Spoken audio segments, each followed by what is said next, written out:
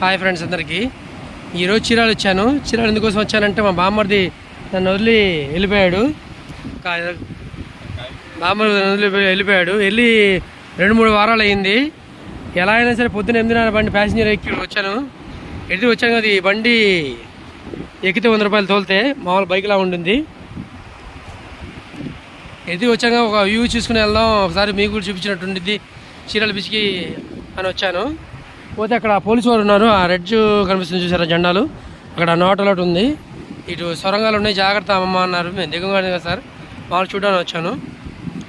చూడండి చీరాల ఎంత బీచ్ ఎంత విశాలంగా ఉందో, ప్రశాంతంగా ఉంది.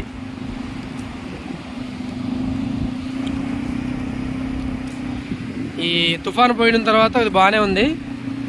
ఇక్కడ దిగుదమ్మా ఎదరికెళ్ళండి అన్నారు. నేను బీచ్ చూడడానికి రాలేదు, మా బామ్మని పిలిపించాడు, ఆయన కోసం వచ్చాను.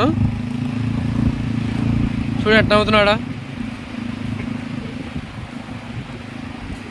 మీరైతే బిడ్డ చాలా లైక్ చేయండి, షేర్ చేయండి, సబ్స్క్రైబ్ చేసుకోండి.